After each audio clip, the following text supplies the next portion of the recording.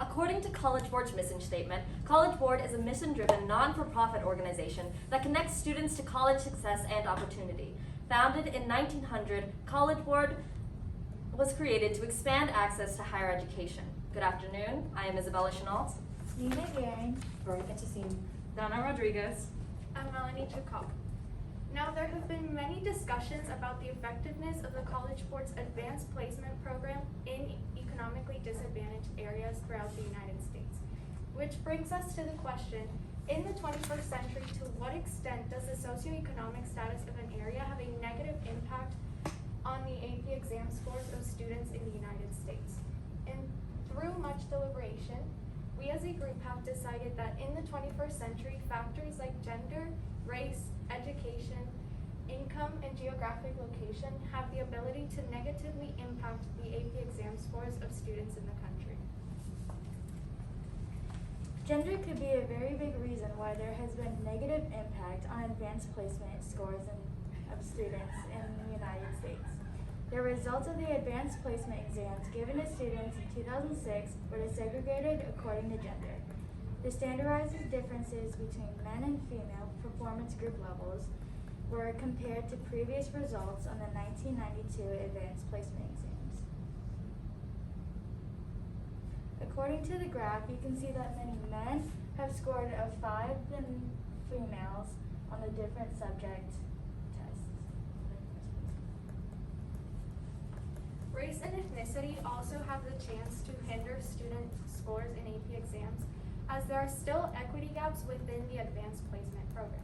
For example, if we take a look at this graph, it explains, or it shows the distributions of scores between different races and ethnic groups. If we take a look at the gray bar for Black and African American students, we can see that they comprise 14.2% of the class of 2020.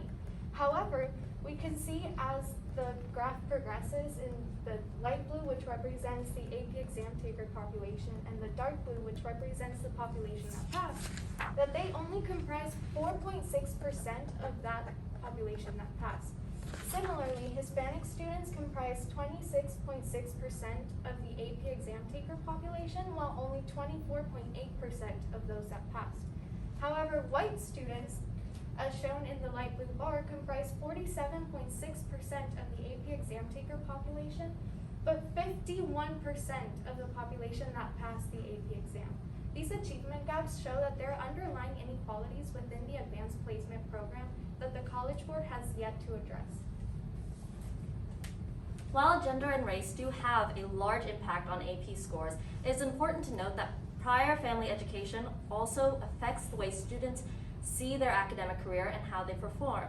A parent earning a college-level education affects what job opportunities are available to them, and in turn, their income and what academic opportunities are available to their children. There also has been a correlation between what type of education a parent receives and their participation in their student's education. As you can see on the far left, graduate degree recipients are more likely to attend a school or class event, as seen in blue, or volunteer or serve on a committee, as seen in orange. This may seem like a disparity on the part of the lower educated parents, but it is important to note that these parents may have a full-time job or several part-time jobs and simply cannot take the time out of their day to go to these events or volunteer. This affects how their children see their educational career and how they perform on programs like AP. Furthermore, a student's family income as well as their school's funding determine the level of rigorous education they receive, as well as any advantages they may have in post-secondary education. It has been noted that students involved in more rigorous curriculum were more likely to graduate from college on time and less likely to transfer between post-secondary institutions. According to a study conducted by the International Journal of Educational Research, economically advantaged campuses had a 37% AP participation rate. Economically neutral had a 20%, and economically disadvantaged campuses had a 19% AP participation rate. When schools do not receive the same level of rigorous curriculums and resources, the equity gaps present in the AP program will only widen with time. These equity gaps can be seen on this map, illustrating data provided from informal income schools in 2020. States in the library area such as Florida, Oregon, and Indiana provide funding for all students. States in the dark blue area such as Texas, Pennsylvania, and New York provide funding for low-income students. Regarding the percentage of the class of 2020 scoring a 3 or higher on an AP exam during high school, Florida has the second highest passing grade with a percentage of 34.2, and New York has a passing rate of 31.6%, putting in the top 5. In contrast, Mississippi, a state in the gray area, has the lowest passing grade and does not fund the AP program. This showcases how states that do fund the AP program have a higher passing rate than states that do not. One could argue that in the 21st century, socioeconomic status has had a positive impact on the performance of AP students in the United States. However, this argument only considers one side of the conflict. Those whose performance on the advanced placement program has not been hindered by the socioeconomic status wouldn't see a problem with the status quo. According to Susan Watson for the International Journal of Education Research, states that passing rates were significantly higher for males and females, with males passing at 46.7% and females at 44.4% average. A student's family income status also shows significant difference in pass rates, with pass rates of 37% and 36.7% economically advantaged and disadvantaged. The solution to this problem would be the ultimate redistribution of resources and reevaluation of the standardized curriculum done by the College Board in the advanced placement program. These solutions are far easier said than done, however. This redistribution and reevaluation would have to constantly be overseen to ensure that the program is still furthering equity within itself.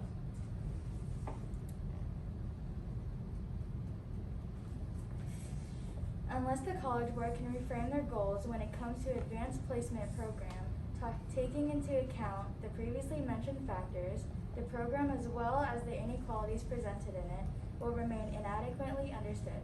Thank you for listening. What questions do you have?